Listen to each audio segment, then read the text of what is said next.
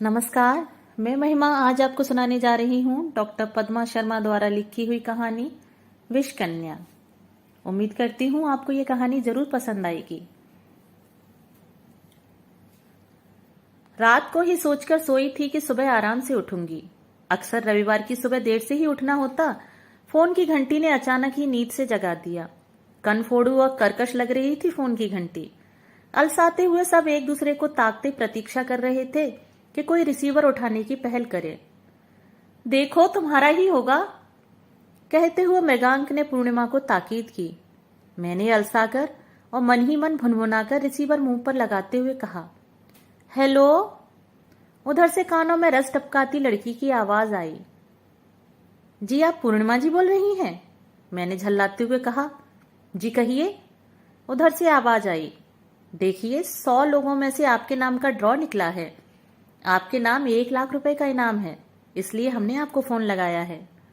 मैं सोचने लगी, आए दिन सुनते रहते थे कि आजकल कई कंपनियां इनाम के नाम पर आम जनता को बेवकूफ बना रही हैं। उस लड़की की बात सुनते ही मैं सतर्क हो गई। मैंने कहा, कैसा इनाम? वह समझाते हुए बोली, मैडम हमारी कंपनी लोन देती है और बीमा भी करती है। उस कंपनी के द्वारा कस्टमर को प्रोत्साहित करने के लिए इनाम की योजना रखी गई है। 1 लाख रुपए की रकम सुनकर मन ही मन कुछ उत्साहित हो गया। उसकी आवाज फिर आई, मैडम आज रविवार को हमने 10 बजे ग्रैंड होटल में एक मीटिंग रखी है। आपको यहाँ आकर कुछ फॉर्मेलिटी पूरी करनी है। मैं जैसे नींद से जागी। मैंने उससे कहा, आपका नाम? मैं दीपा जादौन। उधर से खनकती आवाज आई। शायद मेरी अन्य मनस्कता को भांप गई थी। फिर से आग्रह पूर्वक बोली, मैडम आइए जरूर, नहीं तो आप इस गोल्डन चांस को खो देंगी। फिर जैसे अपना पासा फेंकती हुई बोली, आपके हस्बैंड किस जॉब में हैं? जी हेल्थ विभाग में हैं। सुनते ही जैसे वह खिल गई, डॉक्टर हैं? मेरा सिक्स्थ सेंस चालू हो गया। आवाज से तो लगता है ये खूबसूरत है।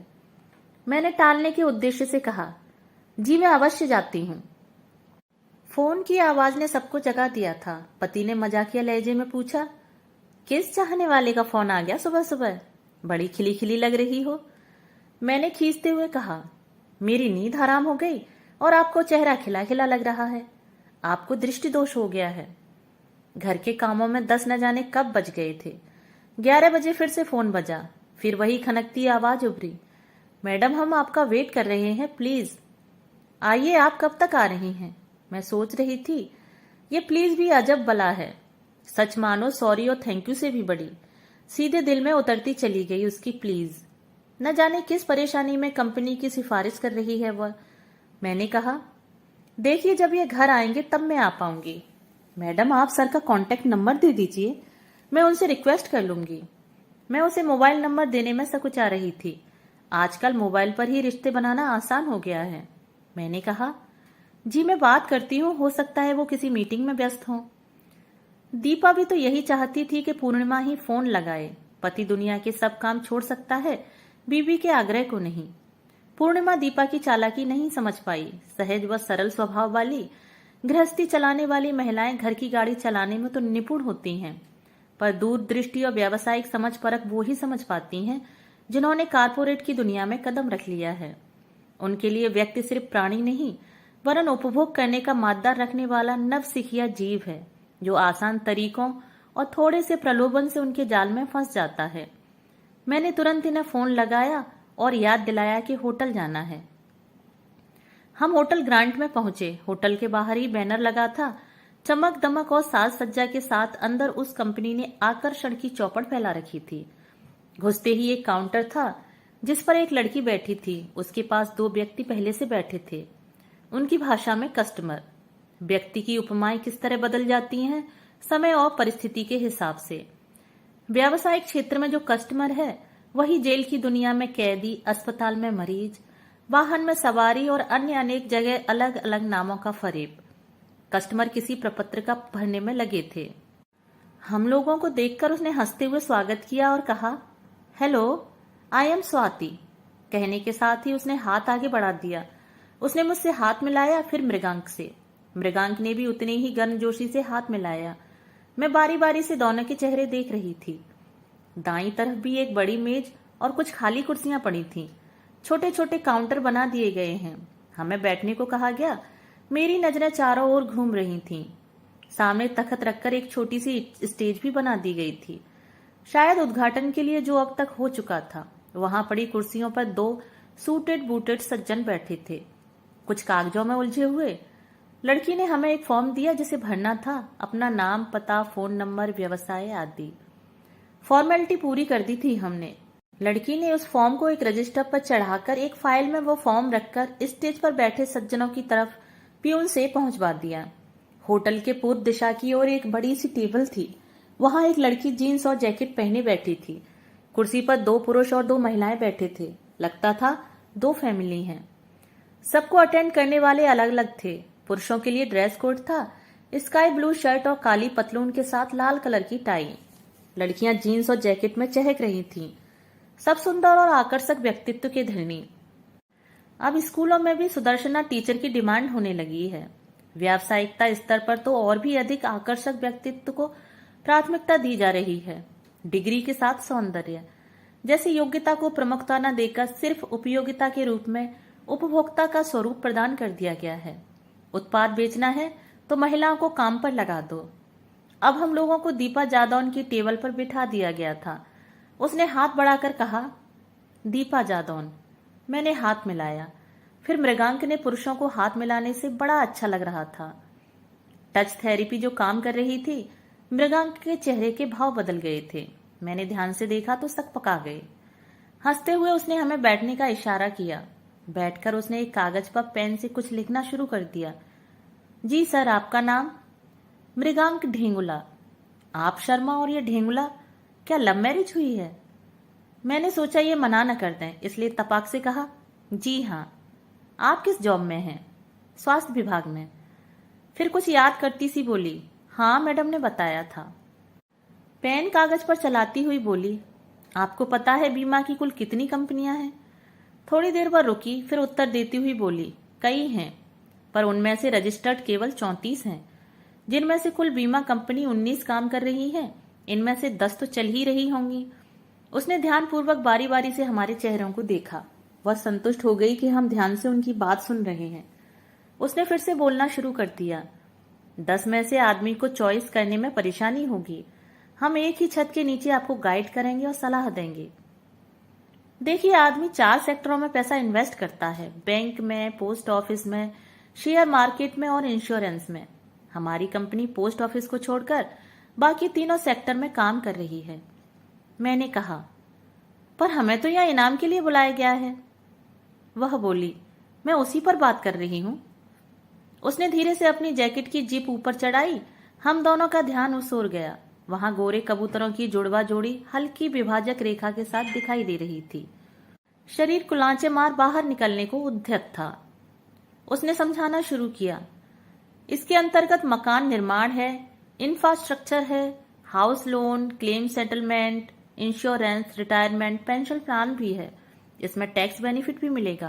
कहकर उसने बारी बारी से हमारे चेहरों को देखा। वह जानती है, टैक्स बचाने वाले की सोच हर नौकरी वाला रखता है और अंतिम प्रयास तक उसे बचाए रखने के लिए कई जगह रुपए इन्वेस्ट करता है। वह बोली, देखिए, आजकल जिंदगी का कोई भरोसा नहीं। हम घर से निकलते हैं कई आशाओं के साथ, पर लौटना अनिश्चित होता है। आज जब हर तरफ आतंक और दुर्घटनाओं का बोलबाला है, हमारा जीवन सुरक्षित नहीं है। ऐसी स्थिति में हम चले तो जाते हैं, पर हमारे अपने जो इस दुनिया में अकेले रह जाते हैं, उनके लिए आर्थिक व्यवस्था करना हमारी जिम्मेदारी है। अब उसने मृत्यु और दुर्घटना का भय दिखाकर बीमे की बात शुरू कर दी। हमारे यहाँ एक्सीडेंटियल बीमा होता है। आते जाते जब कभी हमारे साथ कोई दुर्घटना घटित हो जाए तो हम पैसों के लिए मोहताज नहीं होंगे। तभी घंटी बजी और दूसरे टेबल पर अटेंड कर रही लड़की ने कहा, सब इनके लिए ताली बजाइए, इन्हें वीआईपी किट मिल गई है। इसकी कीमत 1 लाख रुपए है। मैंने मन में जिज्ञासा भरकर कहा, यह वीआईपी किट क्या है? दीपा मुस्कराती है।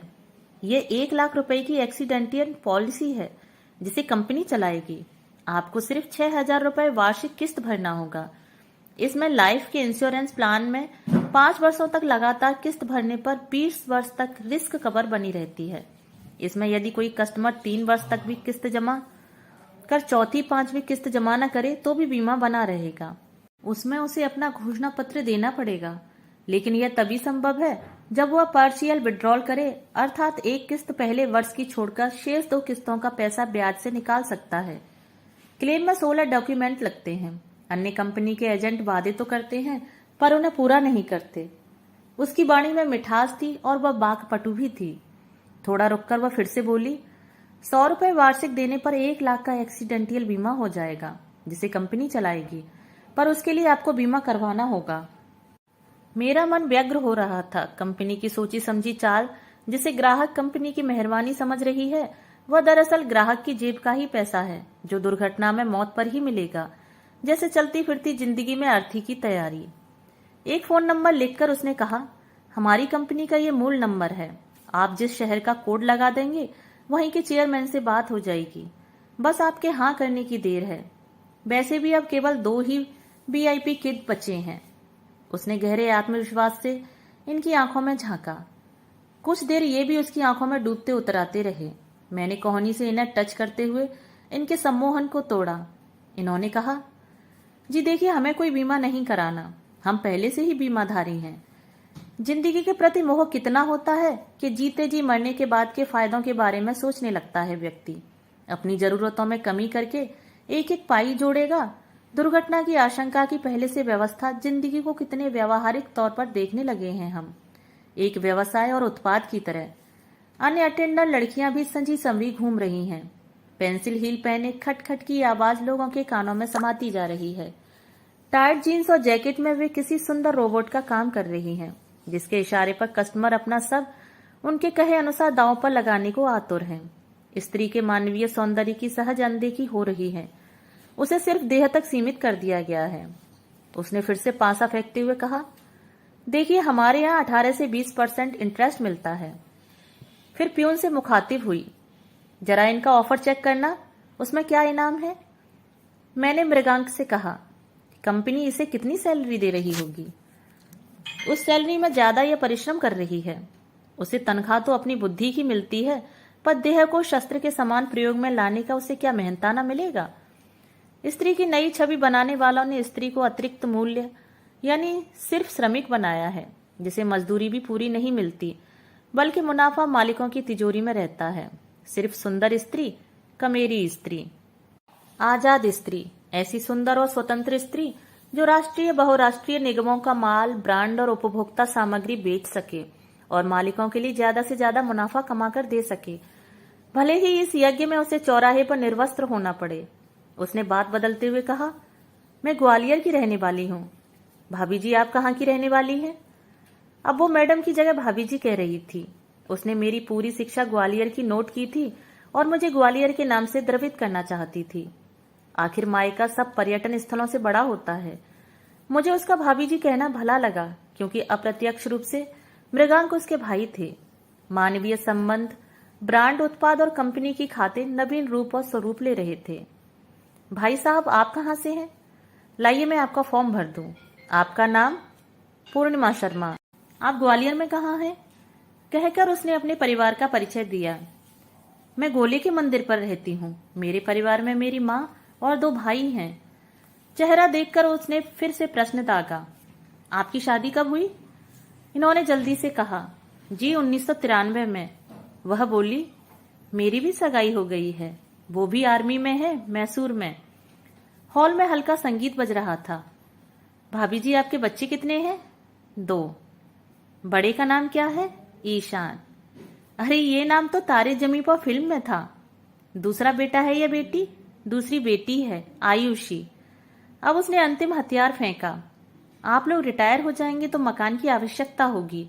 हर महिला का सपना होता है एक सुंदर घर में रहने का। वह अब मुझे पटा रही थी। उसे गलतफहमी थी कि घर में मेरी चलती है। थोड़ा रुककर बोली, आपका सपना साकार हो सकता है, हम करेंगे आपका सहयोग। हमारी कंपनी आपको लोन दे सकती है। कोने में बैठे कस्टमर को अटेंड करने वाली लड़की ने एक झुंझुना बजाया और कस्टमर पति पत्नी के हाथ ऊपर उठाकर कहा, एक डील फाइनल हो गई है, सब इन्हें बधाइयां दें। अब तक मेरे मनोमस्तिष्क पर होम लोन नसर करने लगा था। मैंने इनसे कहा, हम कितने दिन से परेशान हो रहे हैं बैंकों के चक्कर काट काट कर। लोन पास नहीं हुआ, क्यों ना इनसे ही लोन ले लिया जाए। मृगांक को लग रहा था कि नशा मुझ पर हावी हो रहा है। उन्होंने कहा, अरे ये लोग अभी तो लुभावने सपने दिखा रहे हैं, बाद में चक्कर लगवाएंगे और ऊपर से इंटरेस्ट भी ज्यादा लेंगे। आज जो कुछ भी कंपनियां दे रही हैं वह बाजार की और अपनी शर्तों पर, केवल अपने फायदे के लिए। देखने में लगता है कि ग्राहक का फायदा है, पर असल में कंपनी का फायदा होता है इसमें केवल। वे मुझे समझा रहे थे। और देखो, व्यावसायिक जाल फैलाने के लिए ब्यूटीफुल टीनएजर्स का इस्तेमाल किया जा रहा है। ये सब विषकन्या लग रही हैं, जो अपने कमीशन के फेर में सीधे साधे ग्राहकों के मनोमस्तिष्क में कंपनी का जहर फैला रही हैं। जहां एक तरफ आज की स्त्री आत्मविश्वास से भरी है, वहां क्या स्त्री का काम सिर्फ सजना संवरना है? ये उत्तेजित मुद्रा में थे। कौटिल्य के अर्थशास्त्र की पंक्तियां सुनाते हुए बोले, बंध की पोषकाः परम रूप यो विना विह स्त्रीभिः सेना मुख्यान उन्माद ये युह। स्त्रियों का पालन पोषण करने वालों को चाहिए कि वे सुंदर रूपवती स्त्रियों के द्वारा प्रमुख व्यक्तियों को प्रमादी बनवा दें। मैंने कहा, तो फिर बीमा ही करवा लीजिए। मैं जोर डाल रही थी। दुकान पर जाओ और खाली हाथ वापस आओ तो अच्छा नहीं लगता, उत्साह कम हो जाता है। और मैं तो कई लोगों को अपने 1 लाख रुपए के इनाम के बारे में बता चुकी हूँ। अब मेरी रेपुटेशन का भी तो सवाल है। मैंने दलील दी। मृगांक कई उदाहरण देकर समझा रहे थे।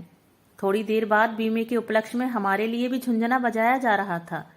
हमारी समझदारी को विषकन्या ने डस लिया था। दोस्तों, अभी आप सुन रहे थे डॉक्टर पद्मा शर्मा द्वारा लिखी हुई कहानी विषकन्या। मिलते हैं एक नई कहानी के साथ। धन्यवाद।